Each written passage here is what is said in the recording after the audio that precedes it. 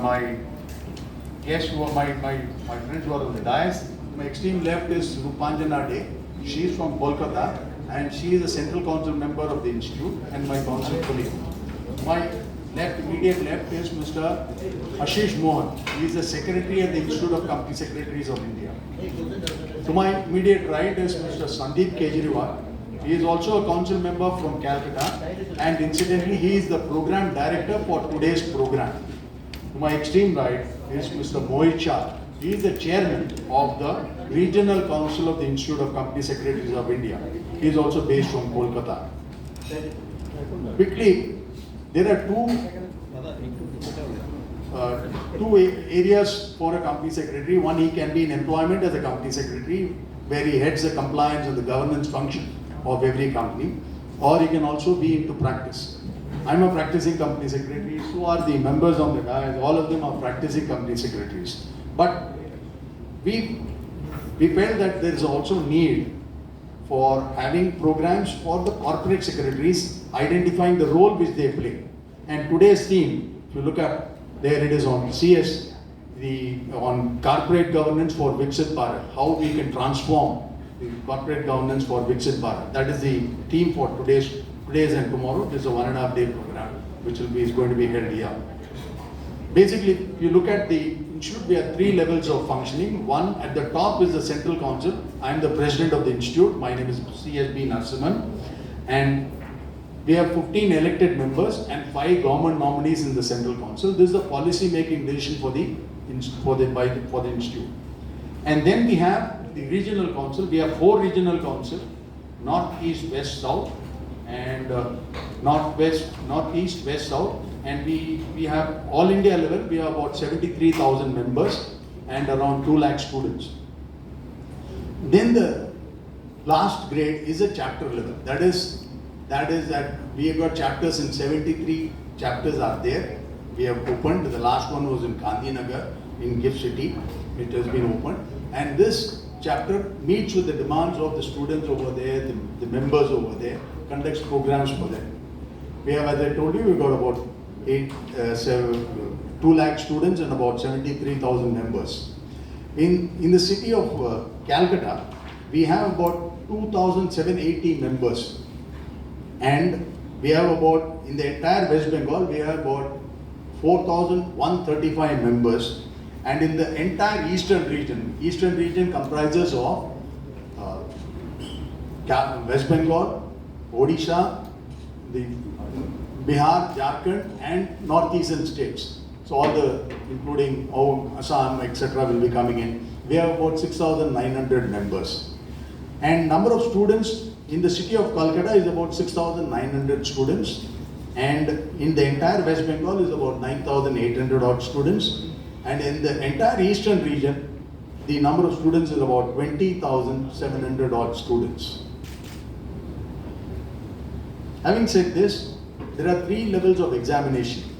First is for a student to complete the course. The first one is a CSET, that's more of an entrance examination.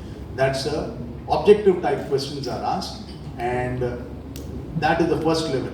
A student who passed the 12th examination can join the course and write the entrance examination called the CSET.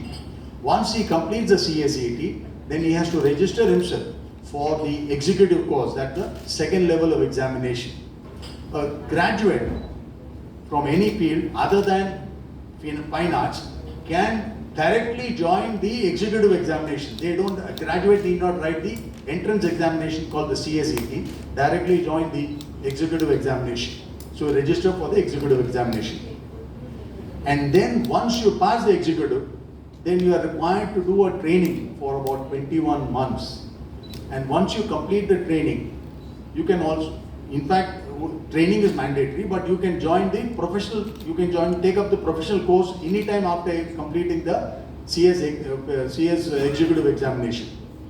So currently we have about 1,400 odd students who are writing for the professional examination in the city of Calcutta, and we have about 5,400 odd students writing for executive examination, and we have more than 15 to 20,000 students writing the CSET examination.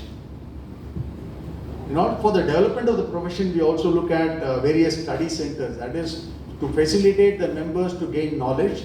That is a mandatory requirement. Every member has to do about 20 programs, structured as well as unstructured credit hours for developing his knowledge. And these are study centers where we do it.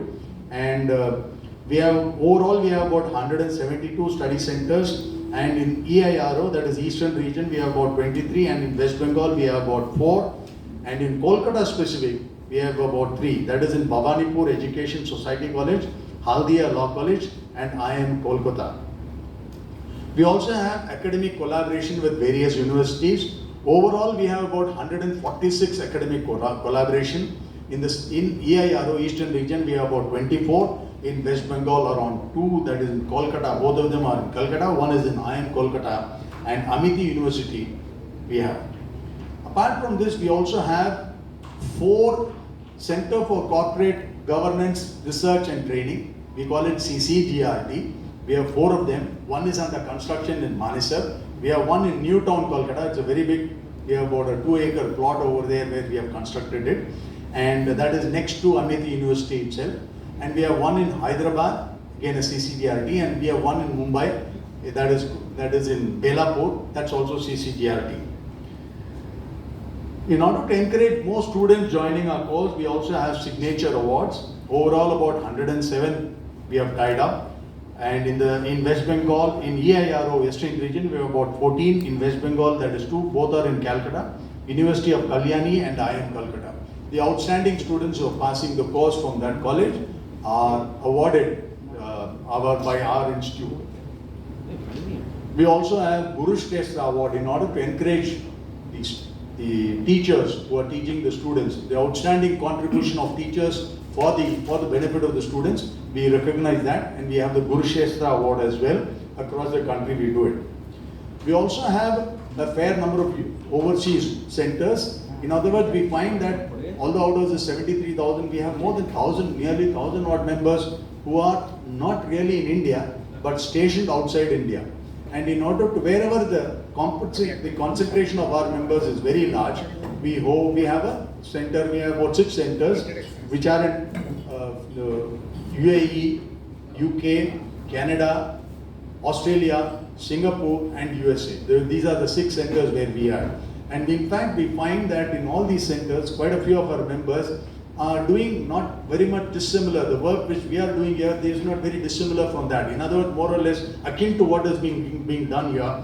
And therefore, we intend to have these kind of these centers in order to benefit the members who go abroad for any reason. If they want to go for job, they can do it. And we also have, or in other words, if they get married, they go, then they can find an opportunity for some employment, fruitful employment. And I'll touch upon the Shahid Ki Beti later. Quickly, I'll touch upon some of the activities which we do. We have basically 4 national programs. Today is one national program for the corporate CS. Then we have one practicing company secretary national program that was recently held in Ayodhya on June 14th and 15th. It was held in Ayodhya. It was a very good program, a roaring success for us. And then we also have National Women's Conference. We find that currently more than 49% of the members are all women members.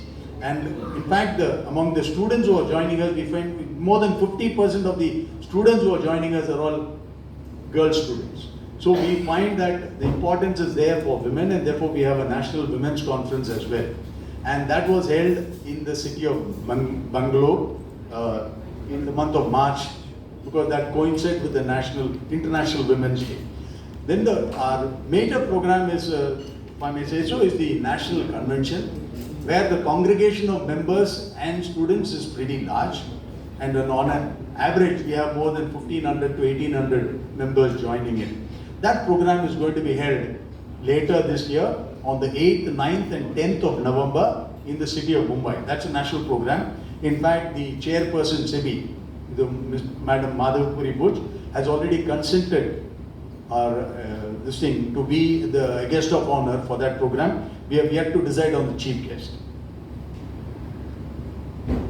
So this is today's program. Yeah, today's on corporate. This is for the corporate CS transforming governance for Viksit Bharat.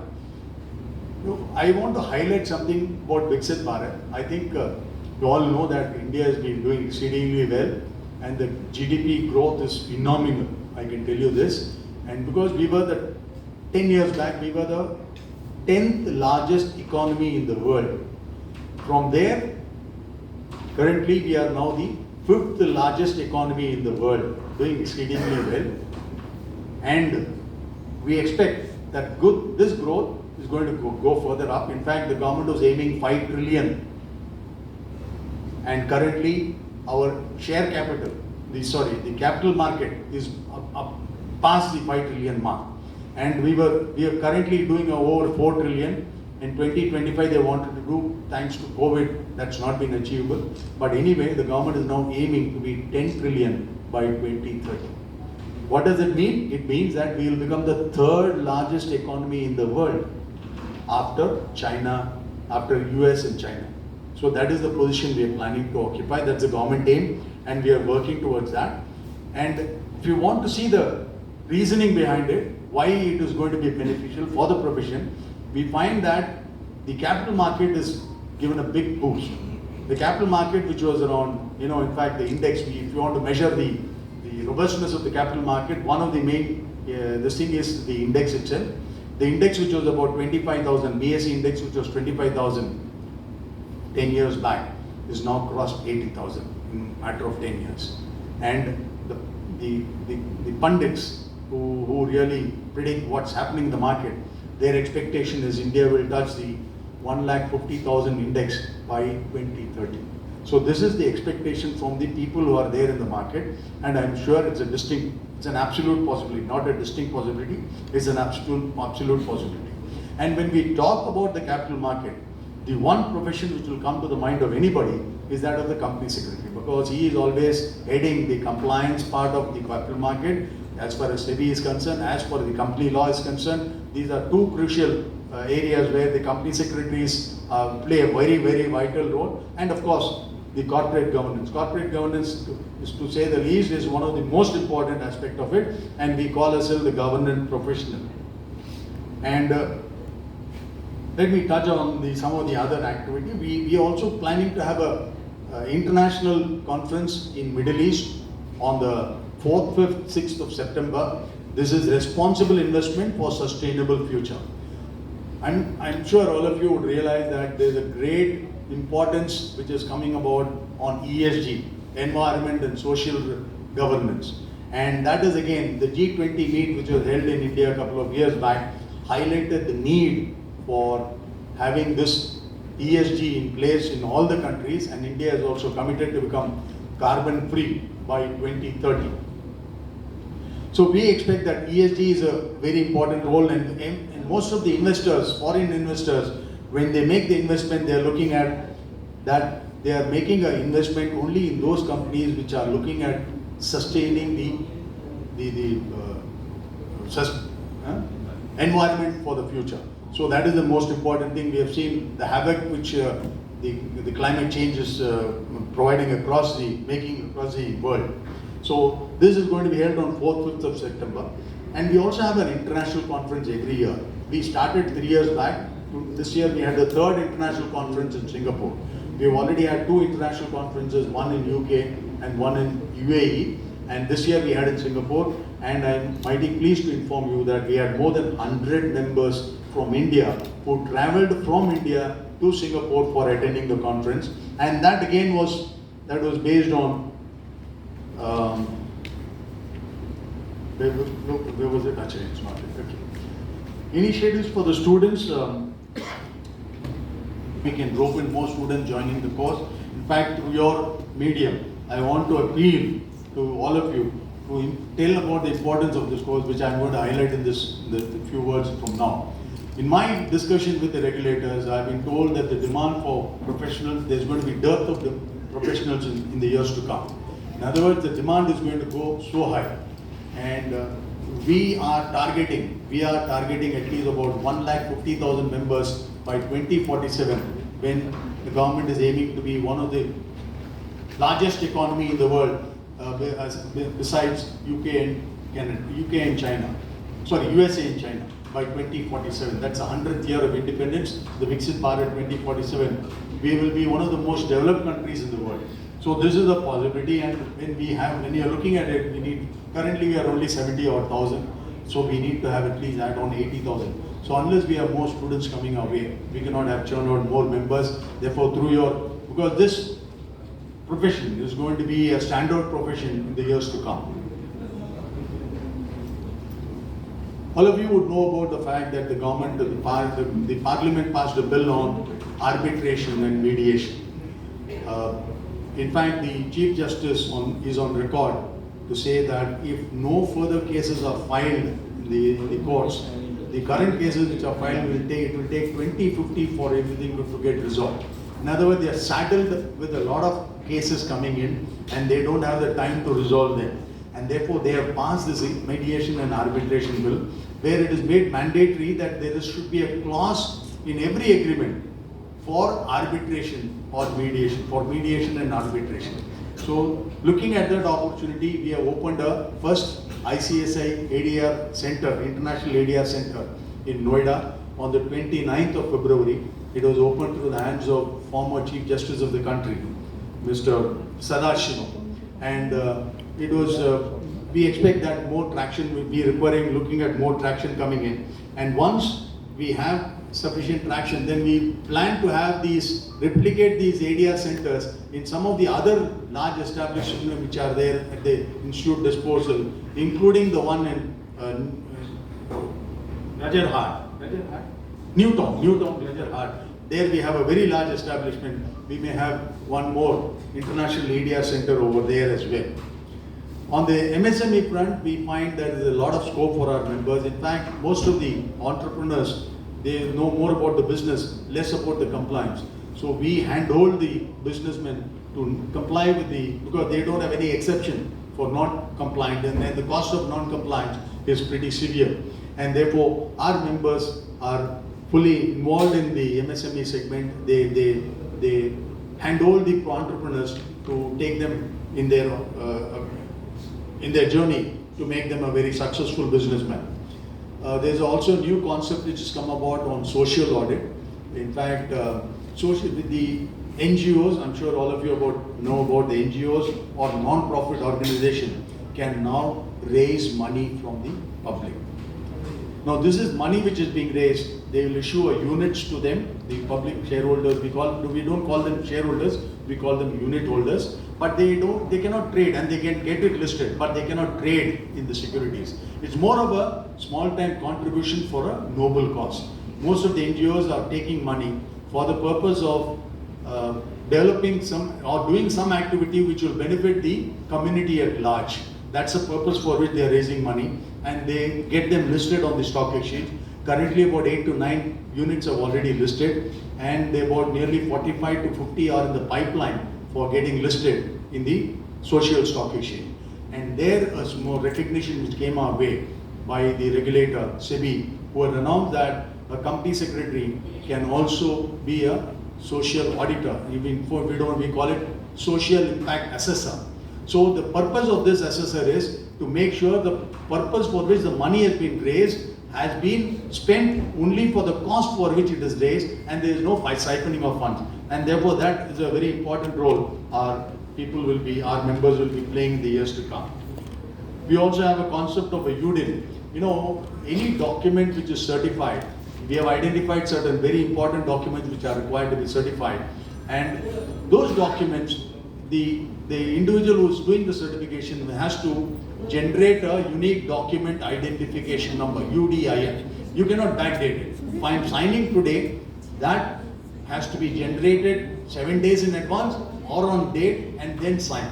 You cannot do a backdating. That's where the problem comes in for professional, where people have been backdating documents that will not be allowed.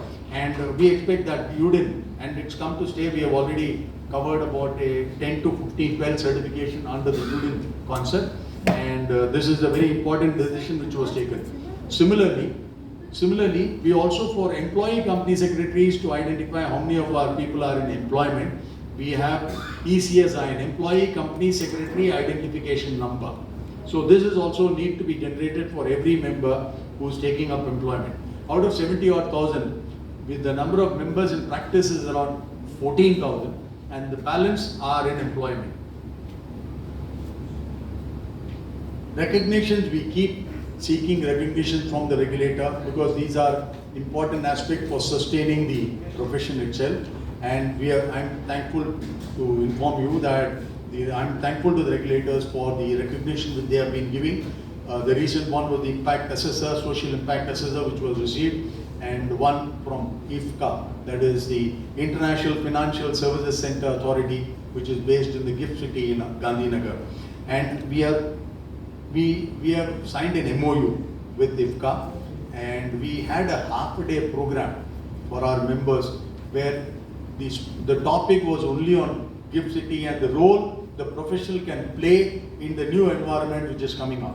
And I'm glad to inform you some of the other state governments want to replicate the GIFT City in their states as well.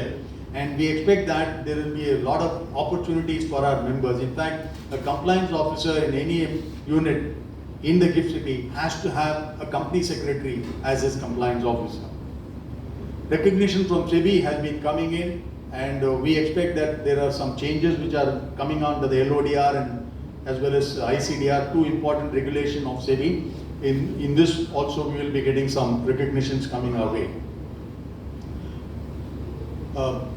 The need for, as I told you, the need for students joining our course is very important, very absolutely required, and therefore we are concentrating on what is known as career awareness program. In fact, all the chapters as well as the regions have been given target for conducting career awareness program. At least we get about 10% of the students attending the course. We expect that the number of students joining will increase. My personal target with my council, I've announced that by the end of the year, we need to have at least about 2.5 lakh students, from 2 lakhs, and we need to have 2.5 lakh students and possibly 3 lakh students by the end of next year. And in order to increase the quality of the student, now you should know that CS degree is a distant learning process. In other words, I studied the course while working, and many of the students who do the course are students doing from their house itself. In order to improve the quality of the students coming out, we have signed an MOU, Memorandum of Understanding, with NISM. NISM is National Institute of Securities Market. It's an extended arm of SEBI, and they have a huge infrastructure in a place near Bombay called Patal Ganga, and where they can, the 75-acre land is there, and they have built up area which is phenomenal. They can accommodate at any given point in time more than 500 residents in the campus itself. So this is going to be a sea change. We have signed an MOU. This MOU talks about an integrated course for the students. Normally a student doing distant learning completes a course, he is very intelligent, in a span of about 3 years, or it may take about 4 years or 4.5 years. But we have a plan to get the students completing the course within a span of 2 years itself. At the end of the first year, he will write this in executive examination. And having written the executive, if he passes, he will write the professional examination at the end of the second year. And the advantage what we are doing here is that NISM conducts a lot of programs for professionals. And especially SEBI has mandated that each one of the intermediary associated with the capital market should have a compliance officer who is NISM qualified. So there are more than 25, 30 various intermediaries associated with the capital market, like the stock exchange, the depository, the brokers, the merchant bankers, etc., etc. Unless they complete the course, they cannot join the course, they cannot be taken as employee. And what we have done with SEBI is, during this 2-year period, at the end of the first year, the student will also have to write an examination on capital market, and if he qualifies, he gets a certificate given by NISM that he is fully qualified as far as the capital market is concerned. And at the end of the second year, a more stiffer course is there for the student to complete, and he gets 2 certificates from NISM, jointly signed by ICSI. In other words, even if he does not complete a CS course or professional course by the end of the second year, he becomes employable by virtue of the 2 certificates which he has got from NISM, where he can be employed with various capital market intermediaries.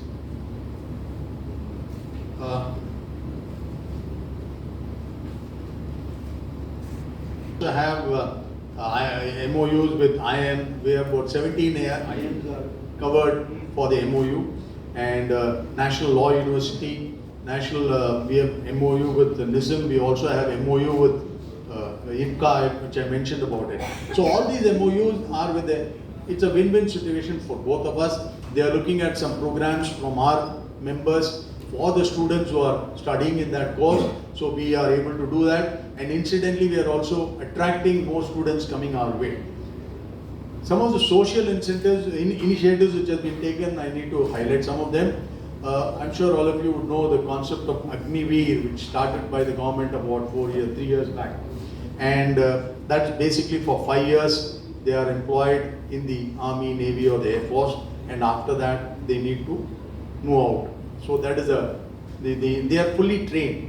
But in order to get them fruitfully employed, we are looking at some of the states are giving preferential employment to those Agniveers who complete the course. But in our thought, we thought that we need to educate them, and therefore we have decided they can join the course free of cost. Agniveers, all the Agniveers can join free of cost. All the the defense personnel, there is no cost attached to it. They can join the course free of cost, including their wards, including their children. So this is a very important initiative. And in order to, again, one more thing we've done is we have dispensed with giving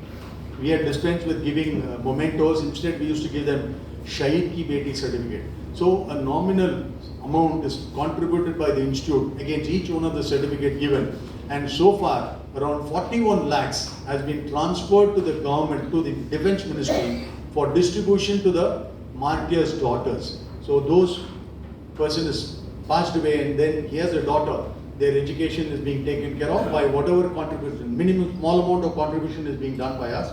We also have widows for martyrs are also joining the course without any charge. And among the 3 institutes, I take great pride in mentioning that our fees is the lowest among the 3 institutes. The other 2 institutes are the cost and management accountant, which has its office currently in Kolkata. We also have the Institute of Chartered Accountants of India and Institute of Company Secretaries. We are the youngest among the 3 professions, but I can tell you we are an eyesore for some of them because we have grown the fastest among all the 3 professionals. In fact, we also extended this free of charge to students after the COVID. Many young students lost their parents, so we have given totally free for them to join our course. And those students who are there in Ladakh, Kashmir, for them also it's free of charge. They can join our course in order to encourage more students coming into the mainstream. This is the purpose for which it is being done. We also have an education fund where we give scholarship to underprivileged children or bright students who cannot afford to pay, depending upon the annual income, which is less than 3 lakhs. They can join the course free of cost, no charge is given, and some scholarship is also given to them. I have by and large shared what I need to say at this point in time. I think a brief note on what has been done by ICSI has already been shared with you. If you have any specific questions, anything else? I think I've covered. And if you have any specific questions coming from your side,